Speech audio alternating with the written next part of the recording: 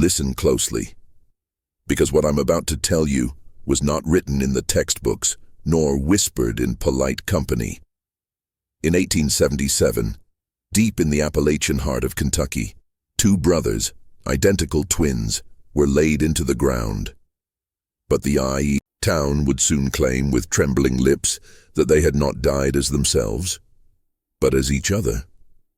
And what if I told you this story of a strange death switch was not just a rural ghost tale, but a glimpse into a ritual, an ancient pattern of identity inversion that the powerful have used for centuries?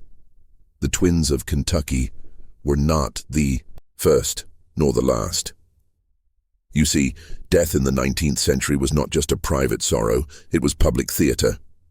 The church, the community, the state all had their roles.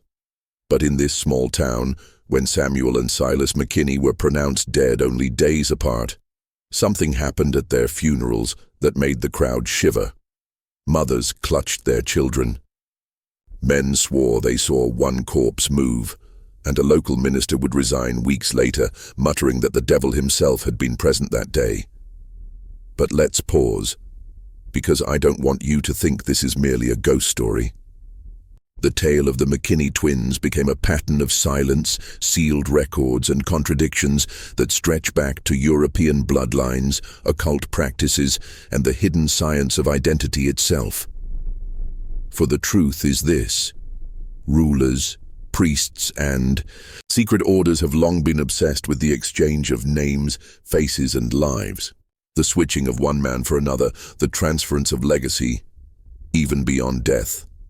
The Kentucky story is not an isolated anomaly. It is a trace, a fingerprint left behind in the dirt of history where something powerful slipped through. And when you see how deep this rabbit hole goes, you'll begin to understand why institutions, from church pulpits to courtrooms, keep such stories buried under ridicule. Because once a man begins to understand the possibility of switched identity, of stolen death, of ritual inversion, he begins to see the world for what it truly is, a stage built to confuse, enslave, and manipulate. The question then is simple: were the McKinney twins victims of coincidence, or were they part of a ritual older than the churchyard itself? The official records claim Samuel died first. His brother Silas followed 3 days later, simple, tragic, ordinary. But the witnesses told a different story, one that was whispered in bars, in back rooms, and around firelight, always with the warning, "Don't repeat this in the daylight, or you'll bring something down upon you." At Samuel's funeral, when the coffin was opened, several neighbors swore the face inside looked wrong. It wasn't just the pallor of death, nor the stiffness of features. It was as though Samuel had become Silas. The mole on the jaw, the faint scar above the eyebrow. Even the minister, Reverend Hall, stopped reading for a long, uneasy silence. Yet when the family was pressed, they insisted the body was Samuel's, and that grief was playing tricks on the crowd. But then came Silas's burial, and the unease turned to dread. When they opened the second coffin, the corpse bore Samuel's likeness, the elder brother who was supposed to already be buried. Men who had been at both funerals grew pale, muttering, oaths under their breath. Some accused the undertaker of incompetence, others whispered of witchcraft. And one woman swore she saw the second corpse blink. What happened next sealed the story into the soil of Kentucky. After the burials, the McKinney family withdrew entirely from public life. Curtains stayed drawn, doors locked. When neighbors called, they were met with silence. And within a year, the entire family had left the county, abandoning their land to weeds and rot. Their departure was so abrupt, so absolute, that locals said they must have been hiding from something darker than gossip. But here's where it becomes more than just a frontier tale of superstition. Because scattered through old church records, hidden in court transcripts, and even in private journals of Kentucky judges and ministers, there appear references to inverted burials, to the exchange of identities, and to a phrase, repeated in Latin, mortem per permutationem, death by exchange, a doctrine that suggests the elite, in their secret rites, could cheat the natural order by displacing one soul with another at the threshold of death. Do you see it now? What looked like a bizarre mistake may in fact have been a trace of this forbidden practice, an accidental revelation of what was never meant for common eyes. The McKinney twins may have been pawns in a ritual of transference, a dark science of identity that has echoed through history. And once you glimpse it here, you will start seeing its shadows everywhere. Kentucky was not the beginning. It was an echo. You see, when the McKinney twins appeared to switch identities in death, they were repeating a pattern already whispered across the old world for centuries. And this is where history takes a turn that most men are too afraid to follow. Because once you trace the McKinney story backward, across the ocean, you find Europe soaked in accounts of what scholars privately called permutatio mortis, the exchange of the dead. Take, for instance, the strange burial records of 17th century Bavaria. A pair of noble brothers, identical in face, supposedly died within days of each other. Yet when their coffins were opened decades later during renovations, the engravings on the lids no longer matched the remains inside. The eldest lay beneath the younger's nameplate and vice versa. Official records dismissed it as a clerical error, but the monks who handled the exhumation left behind private notes of fear, warning that the great inversion has occurred again. Or consider the English case of 1639. Two twin sons of a minor aristocrat, both claimed by fever. The servants swore that at the burial their master had whispered something to the priest. Keep the names reversed, lest the bloodline falter. Why reverse the names? Why let the world believe one twin lay where the other should be? Unless it was a form of continuity, an exchange meant to cheat destiny itself.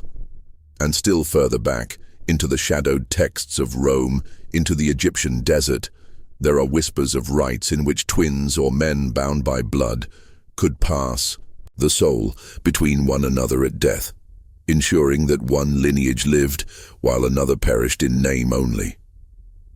In every case, the ritual hides beneath superstition, but the fingerprints of deliberate manipulation remain. This is not about accidents. It is about power. Because what could be more powerful than controlling identity itself, deciding not only who a man is in life, but who he remains in death? Imagine the utility of such a practice for kings, for priests, for the shadow orders, who thrive in secrecy. If a soul could be transferred, if a name could be exchanged, then bloodlines could be preserved, heirs could be concealed, and dynasties could live forever while the masses remained blind. The McKinney twins of Kentucky, buried in 1877, were simply the latest and perhaps most visible manifestation of this forbidden tradition. But I warn you, once you begin to see the pattern, you will no longer look at history the same way. You will begin to ask, how many graves tell a lie? The McKinney twins were not buried in silence. Their graves stood in a county already saturated, with hidden hands, lodges, secret meetings, and a culture of oaths sealed in blood. Kentucky in the late 19th century was no isolated wilderness. It was a breeding ground for the rising influence of Freemasonry, of hidden fraternities that sought to control not just politics, but the very souls of the men beneath their sway. And here, within this dark network, the twins' strange exchange of identities finds its true context. Understand this: secret societies do not deal in coincidences. They deal in symbols, rituals, and demonstrations of power. A twin burial where identities seem inverted is not an accident, it is a performance. A ritual staged not only for the dead, but for the living. It speaks a language older than English, older than Latin. The language of inversion, of mirroring, of as above, so below. The very county where the McKinney twins were laid to rest was dotted with Masonic lodges, small and discreet, but tightly bound to the church and the courthouse. Judges, ministers, and undertakers were often members of the same fraternal orders. And what better way to solidify power than through ceremonies hidden beneath the veil of death? A community gathers for a funeral, believing it to be a holy rite, yet what they witness is a coded drama of identity transference, a signal to the initiated that the old rites are alive and thriving. Think about what this does to the psyche of a town. Witnesses leave with doubt etched into their minds. Was that Samuel or Silas in the coffin? Did the dead move? Did the names reverse?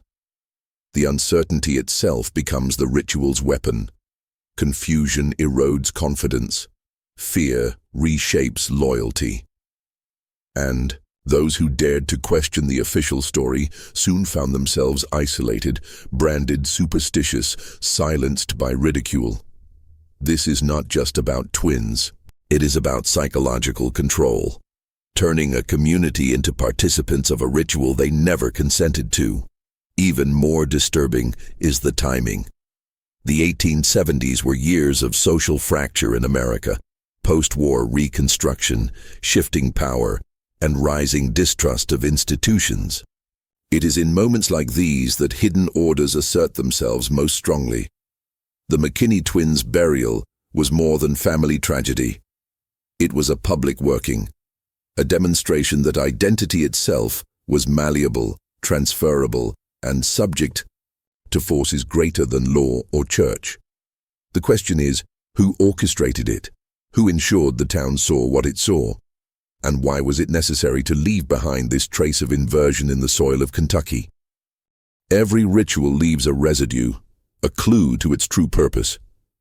And when it comes to death switching, the trail leads directly to one of the oldest obsessions of the elite: the preservation of bloodlines, the manipulation of heirs, and the concealment of true inheritance. This is where the story of the McKinney twins stops being folk mystery and begins to reveal itself as a strategy of power. Consider the timing. In 1877, Kentucky was crawling with land disputes, contested wills, and shifting ownership after the Civil War. Families with property were marked. Their bloodlines mattered, not just for wealth, but for political leverage. If two brothers die in close succession, their land and rights must pass somewhere, either absorbed by a neighbor, seized by a creditor, or claimed by distant kin. And yet, if their identities can be inverted, if Samuel is mistaken for Silas or Silas for Samuel, then the line of inheritance can be redirected like a river forced into a new channel. Do you see it? Death switching is not about superstition. It is about control. It is about making sure the name on the death record aligns with the outcome the hidden order desires. If the wrong man died, then the land, the fortune, even the bloodline itself might be secured by the right hands. The ritual at the McKinney graveside was not a mistake. It was a recalibration of power. And here's where it gets darker. These practices were not confined to Kentucky. Across America in the 19th century, you find hints of the same maneuver. Court cases where brothers were said to switch beds in sickness, confusing who died first. Wills contested because witnesses swore the body did not match the name. Entire estates swallowed by courts after such disputes, always benefiting the institutions closest to secret lodges and fraternal networks, always enriching those who already had control. Imagine the psychological weapon this becomes. A family watches as their dead son's identity is questioned, reversed, and redefined by officials.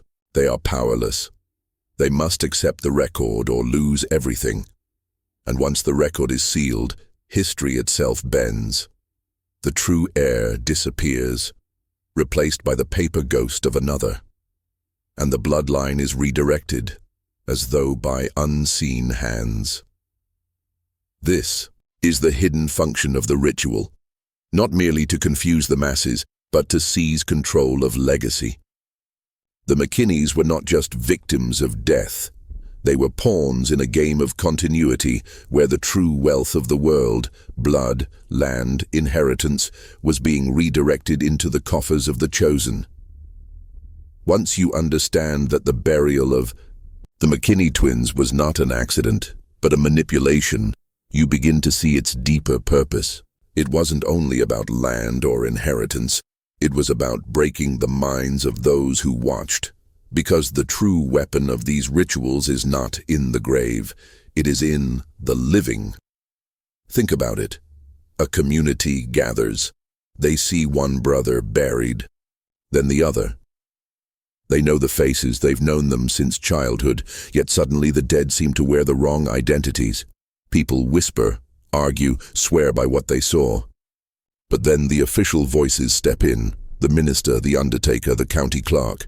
They declare with solemn authority that the records are correct, that the crowd is mistaken, that grief has twisted perception. This is how psychological conditioning works. You tell a man not to trust his own eyes.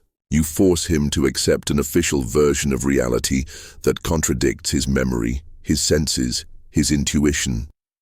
Do this once, and he hesitates. Do it repeatedly, and you have broken him. He will no longer trust himself. He will surrender his perception to the institution. That is how you take power without a blade, without a shot fired. You convince the people to betray their own certainty. The McKinney twins' burial was a case study in this method. Witnesses claimed they saw movement, that the corpses didn't match, but by the end, no one dared to challenge the official record. The story was whispered only in taverns and backrooms, never in daylight. Fear did the rest. Those who raised questions were mocked as drunk, foolish, or touched by madness. And so the truth, whatever it was buried deeper than the bodies themselves. Understand this. Institutions thrive on your willingness to doubt yourself. They thrive on confusion. When a man no longer trusts his senses, he becomes dependent on the authority that tells him what is real. This is not just control, it is slavery of the mind. And once it takes root, it passes from one generation to the next. Children grow up believing their father's silence means nothing was wrong. Communities carry the scar of unspoken fear, and history records the lie as truth. That is why the ritual matters. It is not about death, it is about obedience. And the McKinney graves were not just markers of two men lost. They were monuments to the triumph of institutional control over human certainty. To grasp the true depth of the McKinney burial, you must see the structure that held it in place. No single undertaker, no grieving family could engineer such an inversion alone. It required an alignment of powers, church, court, and lodge, a triad of control that ruled Kentucky in the 19th century as ruthlessly as kings once ruled Europe. The church was the visible face, the moral shield. The minister declared which story was true, sanctifying the ritual with prayer. His voice calmed the crowd, reassured the doubtful, and closed the door on further questioning. The court was the enforcer, recording the official deaths in ledgers, and wills shaping the inheritance of land and power. Whatever a man had seen with his eyes became irrelevant once the ink dried on the record. And behind them both stood the lodge, silent, concealed, but always present. Men in aprons and oaths, directing outcomes through subtle influence, ensuring the ritual of inversion served a purpose higher than grief. Together, this triad formed an unbreakable machine. It is the same mechanism you still live under today, though more refined, more invisible. Institutions do not control with swords anymore. They control with paperwork, ritual, and perception. When you hear a preacher declare truth, when you watch a judge slam his gavel, when you see the records locked into permanence, you are witnessing the continuation of this old design. What happened in that Kentucky churchyard was not random. It was a display of how power operates, through alignment, repetition, and the forced surrender of truth. Ask yourself, why did no one resist? Why did no farmer or neighbor stand against the inversion of the twins? Because men knew that to oppose one arm of the triad was to oppose all three. Question the church, and you risk your soul. Question the court, and you lose your land. Question the lodge, and you risk your life. Better to stay silent, better to whisper behind closed doors and bow to the version handed down. This is the genius of institutional manipulation. It does not need your consent, it only needs your doubt. And once that doubt has eaten through your certainty, you become clay in the hands of the system. The McKinney case shows us that this machine was already perfected by 1877, and once you see its outline, you cannot unsee it. Inversion. That is the hidden code. What happened to the McKinney twins was not just a ritual at a grave. It was a reflection of a philosophy older than kingdoms, older than scripture. To the uninitiated, inversion looks like confusion, chaos, or simple error. But to those who wield it, inversion is power itself. It is the deliberate reversal of truth and lie, life and death, light and shadow, until men no longer know which way is up. Think carefully about this. The twin who was Samuel becomes Silas. The twin who was Silas becomes Samuel. Witnesses doubt themselves. Records contradict memory. The truth becomes unstable, bending like a reflection in dark water. That instability is not an accident. It is the weapon. Because when a man cannot trust the ground beneath him, he will grasp for whatever anchor of certainty the system offers. And the system, of course, is controlled by the very ones who engineered the inversion. This is the essence of institutional philosophy. Dominate perception, and you dominate reality. You see it in every empire. Rome inverted the conquered gods, turning them into tools of Roman worship. The medieval church inverted the calendar, twisting pagan solstices into Christian holy days. Modern institutions invert history itself, teaching you not what happened but what must be believed. Inversion is not a glitch in the system, it is the system. The burial of the McKinney twins is a local fragment of this greater pattern. What looks like a strange family tragedy was, in truth, a live demonstration of inversion in action. Two men, identical in appearance, interchangeable in memory, become the perfect canvas for reversal. One dies as himself, the other as his brother. The names switch, the witnesses falter. And by the end, the record, the official truth, has inverted reality. This is the dangerous secret. The elite do not rule through force. They rule through inversion. They teach you to believe the opposite of what you see, to celebrate what destroys you, to kneel before what enslaves you. And every time you submit to the inversion, you bind yourself tighter to their machine. The McKinney graves, then, are more than markers of death. They are monuments of inversion. And if you can see through this one small crack in history, you begin to glimpse the vast architecture of reversal that has been shaping civilizations for centuries. The question is, now that you see it, what will you do with it? The most dangerous prison is not built of stone, it is built of memory. Because once memory has been inverted, once the past itself is rewritten, men will guard their own chains as though they were freedom. That is the deeper meaning behind the burial of the McKinney twins. Not the event itself, but the story that remained afterward. Think about it. Two brothers, dead within days, their identities switched, their corpses disputed. A community sees the strangeness, feels the dread, whispers of witchcraft. But then the records are sealed. The minister's sermon fixes the narrative. The court registers the deaths. And within a generation, the whispers vanish.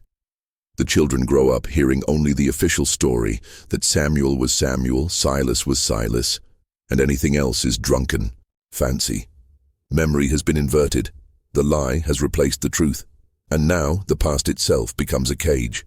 This is how elites operate across centuries. They do not merely control men in the present. They reach backward, seizing history, twisting it, rewriting it. Once the record is set, the next generation accepts it as unquestionable truth. And with each passing year, the inversion grows stronger, until even the possibility of remembering differently becomes unthinkable. The McKinney case may sound like a footnote, but it reveals the blueprint. If they can invert death in a Kentucky graveyard, they can invert the very foundations of your reality. Look at your own world. How many events do you know only through records? How many truths have been handed to you, sealed by authority, wrapped in official words? Wars, revolutions, assassinations, disasters, always presented with one truth, always repeated until doubt disappears. And yet, just beneath the surface, contradictions remain. Witnesses silenced, reports buried, patterns ignored. The inversion is not isolated, it is systemic. The McKinneys teach us a hard lesson. Memory is not sacred. It is malleable, engineered, reshaped to serve those who rule. And once a memory has been inverted, once a community has been trained to believe the opposite of what it saw, the chain is eternal. Because men will not only repeat the lie, they will defend it as though it were their own. This is why rituals of inversion matter, not for their spectacle but for their residue. They poison memory, they distort legacy, and they forge obedience across generations. That is how control survives. Not through the sword, but through the story. You may think this is just history. 2 brothers in Kentucky, a ritual buried in the dirt of 1877. But pause. Look at your own life. Look at the world you are handed. How many inversions have you already accepted without question?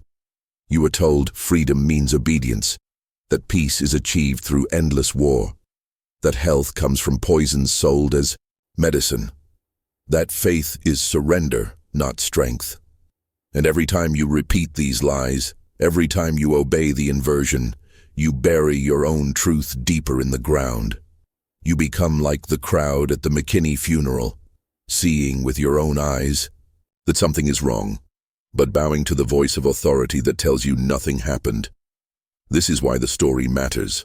Because the Kentucky graveyard is not just in the past, it is here, now, in your own mind. You are standing at the coffin. You are watching identity switch places. And the question is whether you will trust what you see or submit to what you are told. The men who control this system know exactly how fragile perception is. They know that if you doubt yourself long enough, you will break. And once you break, they own you. You no longer need chains. You will chain yourself. You will laugh at those who question. You will silence your own brothers. That is the perfection of their design. Slaves who believe they are free, guardians who defend the very prison they live inside. But here, right now, you have a choice. You can see the inversion. You can recognize it for what it is. And that act alone begins to break the spell. That is why this kind of knowledge is dangerous. Once you hear it, you can never go back. You cannot unsee the truth.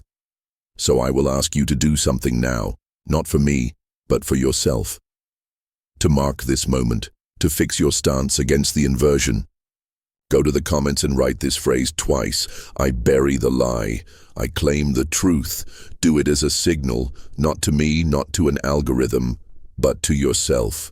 Twice, so your own memory cannot erase it, because if you do not mark the transformation, the inversion will reclaim you. This is where the descent stops being history and becomes your initiation. The burial of the McKinney twins was not just a spectacle for the crowd. It was an initiation. And once you see it that way, the shadows of history come alive. Because every secret order, every hidden brotherhood, Every empire of control has relied on one core practice, separating the men who obey from the men who awaken. And the separation always begins with a ritual of confusion. Think of it like this. A man witnesses something impossible, a corpse that looks alive, an identity that does not match, a truth that contradicts authority. In that moment, he is tested.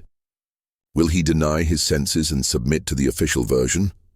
Or will he hold fast to what he saw and risk ridicule, exile, or worse? That choice is the crucible. It is the line in the sand. And most men, fearing the weight of the system, bow their heads and choose obedience. They bury the truth along with the dead. But a few, a rare few, choose differently. They do not surrender. They remember. They carry the fracture inside them, refusing to let the lie overwrite their sight. These are the men the system fears, because they cannot be broken. And so, hidden within the Kentucky ritual was a second layer.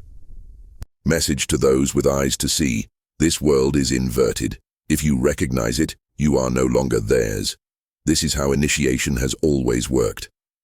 The Eleusinian mysteries of Greece, the blood rites of Rome, the oaths of medieval lodges, all designed to disorient, to invert, to strip men of certainty and force them to choose.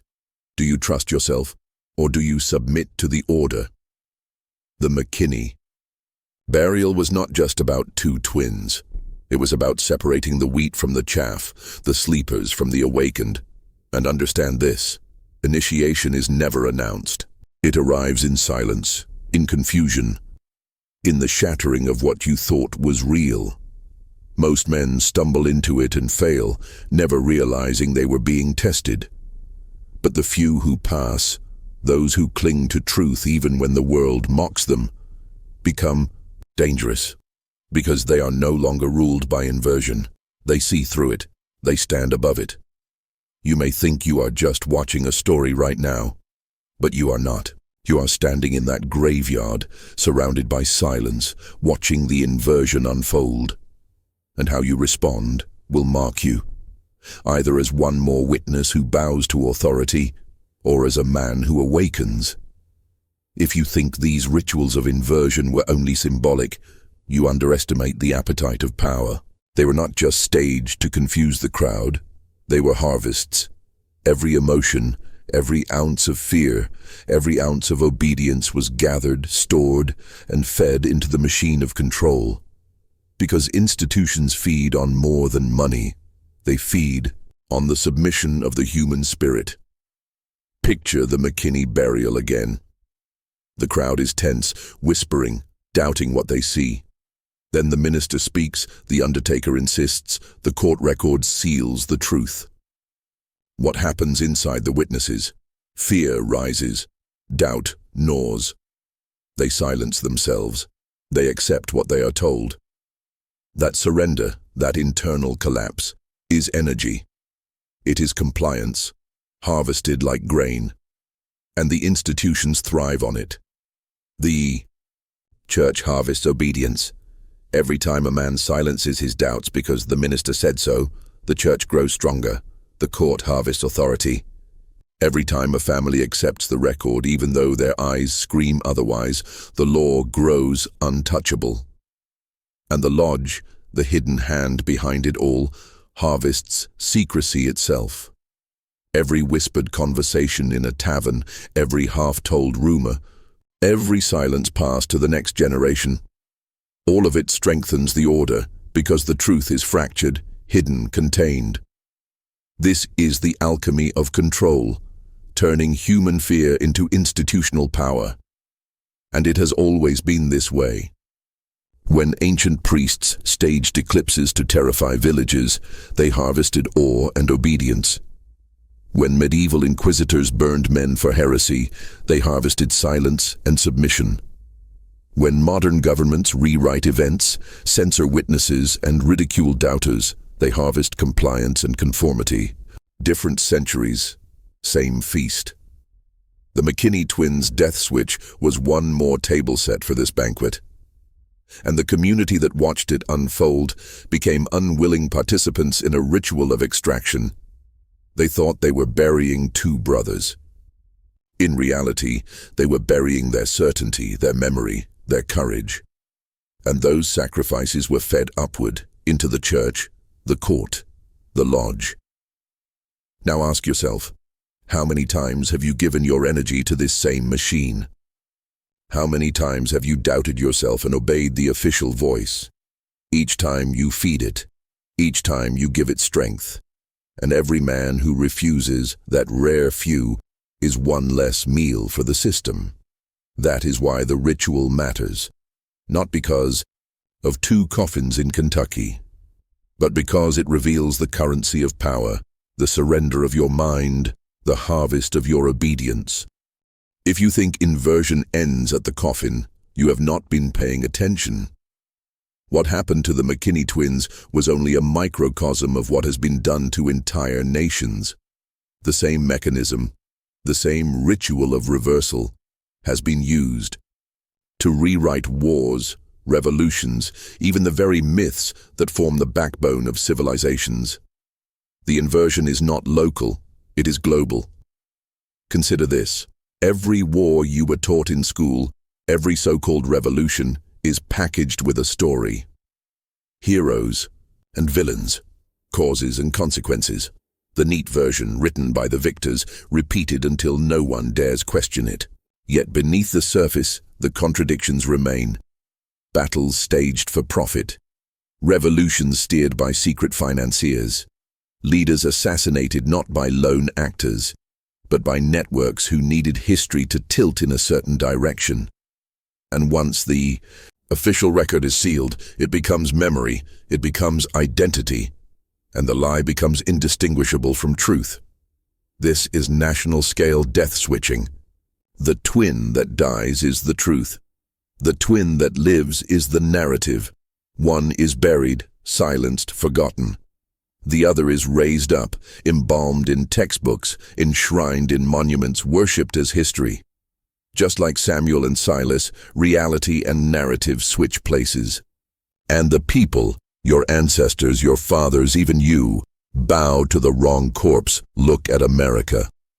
The revolution was sold as a war for freedom, yet the same elite families who ruled the colonies before ruled the nation after. The Civil War was framed as a moral battle, yet the banks and industries profited no matter who bled. Even modern conflicts, dressed up in flags and speeches, reveal themselves as inversions the moment you follow the money. And every time, the people bury their doubts and accept the official coffin. The McKinney case is a mirror, a small-town reflection of the grand game. Two brothers switch places, and the crowd is told not to question. Entire nations switch truth for narrative, and the world is told not to question. The mechanism is the same. The scale is different. Do you see the danger now? If history itself has been inverted, then you do not live in reality. You live in a story crafted for your obedience. And like the Kentucky townsfolk, you may laugh off your doubts, whisper your questions in private, but as long as you accept the official record, you remain inside the ritual. That is the forbidden truth. The burial ground is not just in Kentucky. It is the soil of history itself. The burial ground of Kentucky is not just history, it is a mirror. Because the same forces that inverted Samuel and Silas, that twisted nations into lies, are working on you. And the question is not whether you've been deceived. You have. The question is whether that deception will break you or forge you. Most men collapse under inversion. They feel the contradiction inside, what their eyes see versus what the system tells them, and they silence it. They laugh it off. They bury it. They become like the townsfolk at the McKinney funeral who saw the corpses reversed, but still nodded along when the minister declared the official truth. These men live their lives broken in half, carrying a wound in their perception, never daring to heal it. They are useful to the system because they are predictable. They will obey. But a rare few, they do not collapse. When they feel the fracture, they sharpen themselves against it. They decide, if the world lies, I will not. If the institutions invert truth, I will hold to what I see. These men become dangerous, not because they shout or rebel, but because they no longer participate in the harvest. They no longer feed the machine with their obedience. They stand outside the inversion, and from there, they see the game clearly. The elites have always known this division. That is why every ritual, every inversion, is also an initiation. It separates the men who will bow from the men who will rise. The McKinney burial was not only about inheritance or secrecy, it was a crucible. The crowd was tested, and most failed. But somewhere in that county, there may have been one man who remembered what he saw and refused to surrender it. And that man would never again be ruled by lies. The same test is happening to you right now. This story is not entertainment, it is the mirror held up to your own mind. Will you dismiss it as folklore? Will you cling to the safe inversion? Or will you admit what you feel deep inside, that the world has been twisted against you, that you have been trained to doubt yourself, and that the only path forward is to reclaim your own sight? This is the razor's edge: collapse or awaken, break or sharpen. The McKinney twins are not gone. They are standing before you, demanding an answer. Which brother will you bury, and which will you raise? Sovereignty is the word they never taught you in school. They taught you obedience, they taught you patriotism, they taught you faith in their systems. But sovereignty, the ownership of your own perception, your own life force, that is what they fear you discovering. Because once a man becomes sovereign, he no longer bends to inversion. He sees the coffin for what it is, no matter what priest or judge declares. And such a man cannot be ruled. This is why the McKinney burial mattered. The ritual was not just a trick, it was a trap, a siphon of human sovereignty. Those who surrendered their perception gave it up to the system. But imagine the one who did not. Imagine the man who went home that night, sat by his fire, and whispered to himself, "No, I saw what I saw." They switched the bodies. That whisper is power. That whisper is resistance. That whisper is sovereignty beginning to grow. Sovereignty does not mean violence. It does not mean rebellion in the streets. It means standing in your mind, unbroken, untwisted. It means refusing to accept what your eyes, your soul, your intuition reject. It means never again handing your energy to the machine of inversion. And once a man lives this way, the system begins to fear him. Not because he is loud, but because he is untouchable. He cannot be harvested. He cannot be inverted. He cannot be consumed. Think of history. Every king who rose from nothing, every prophet who defied temples, every warrior who refused to bow, all of them were sovereign men. They broke the spell. They looked at the inversion and said, "No, not me." And the system trembled because it cannot function without the harvest. So I ask you now, will you join them? Will you remain among the crowd, burying your sight in obedience? Or will you step into sovereignty and reclaim what is yours? If you choose the second path, type in the comments right now the phrase, "I bury lies, I raise truth." Type it twice so that it is sealed. Not for me, not for the algorithm, for yourself, because the act of declaring it marks your initiation. It is the moment you tell the system, "You cannot have me." The McKinney twins are gone, their graves are dust, but their inversion survives as a test, and now it stands before you. This is your turning point. This is where the coffin opens, and you decide what rises. Now you understand why the ritual of the McKinney twins matters. It was never just about brothers. It was never just about inheritance or secrecy or burial rites in a Kentucky field. It was about feeding a machine older than any nation, older than any church, older than any lodge. A machine that survives by inversion.